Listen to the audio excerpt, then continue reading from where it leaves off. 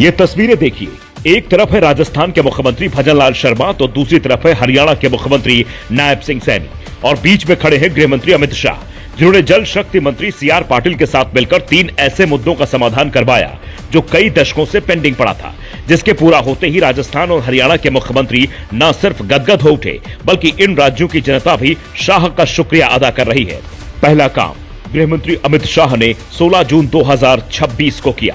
इस दिन किसाऊ बहुउद्देशीय बांध परियोजना पर सहमति बनी, जिसके तहत हिमाचल प्रदेश, उत्तराखंड, दिल्ली, उत्तर प्रदेश, हरियाणा और राजस्थान के बीच लंबित परियोजनाओं पर सब सहमत हुए, जिसमें 90% पैसा केंद्र देगा जबकि 10% राज्यों को देना होगा, जिसका सीधा मतलब ये है कि जल संरक्षण, सिंचाई और ऊर्जा उत्पाद में तेजी आएगी। दूसरा काम गृह मंत्री शाह ने 29 जून 2026 को किया। इस दिन यमुना जल परियोजना पर सहमति बनी।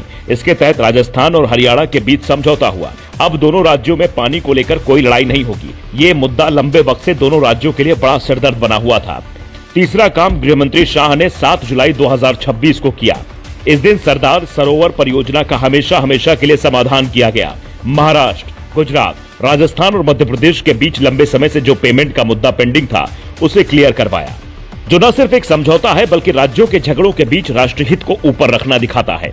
आप शायद ये जानकर हैरान हो जाएं कि हरियाणा के भिवानी, फतेहाबाद और राजस्थान के सीकर, चुरू, झुंझुनू में पानी का मुद्दा लंबे वक्त से उठ रहा था, पर किसी ने इस पर ध्यान नहीं दिया। शाह तक जब यह फाइल पहुंची तो न सिर्फ उन्होंने अधिकारियों को काम पर लगाया बल्कि साफ कहा कि इस मुद्दे को हर हाल में समाधान तक पहुंचाना होगा। यही शाह का अंदाज भी है। तभी तो वो धारा 370 से लेकर नक्सलवाद तक के खात्मे का ऐलान करते हैं और फिर इसे अंजाम तक भी पहुंचाते हैं, जो ये बता रहा है कि राष्ट्रीय सुरक्षा से जुड़े मसलों में शाह कभी भी समझौता नहीं करते। उनके पास गृह मंत्रालय के अलावा सहकारिता मंत्रालय भी है, जिसका नारा सहकार से समृद्धि का है। इसलिए गांव-गांव को समृद्ध बनाने के प्लान पर भी शाह तेजी से काम कर रहे हैं। तभी तो हर क्षेत्र में पानी से लेकर बिजली तक पहुंच उन इलाकों में आसान हुई है जहां कभी इन चीजों का संकट खड़ा रहता था। वहां रहने वाले लोग आज खेती से लेकर उद्योग तक में बिना किसी तनाव के हाथ आजमा रहे हैं। इसीलिए कहा जाता है कि जब रास्ता संवाद, सहयोग और राष्ट्रहित का हो तो फिर विकास की नई धारा अपने आप बहने लगती है। वरना सोचिए, जो राज्य लंबे वक्त से पानी को लेकर लड़ाई लड़ रहे थे, जिन्हें पिछली सरकारें इस मुद्दे पर सहमत नहीं करवा पाई, उन्हें शाह ने कैसे महज 21 दिनों के भीतर साध लिया। आज शाह की रणनीति का सुखद नतीजा ये है, केंद्र और राज्यों के बीच समन्वय बेहतर हुआ है। दशकों पुराने अंतर्राज्यीय विवाद खत्म हो गए हैं। अब कानूनी विवादों की बजाय राज्य विकास पर फोकस करेंगे। खेती, पीने का पानी और शहरी विकास के लिए भरपूर पानी मिलेगा।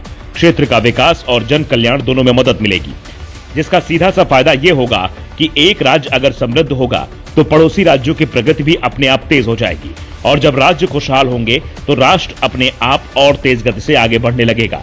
यानी विकसित भारत की जो बात आप भाषणों में सुनते हैं, उसे साकार करने के लिए शाह दिन रात मेहनत में जुटे हैं, जो ये बताता है कि शाह सिर्फ चुनावी चाणक्य नहीं बल्कि आधुनिक भारत के शानदार शिल्पकार भी हैं।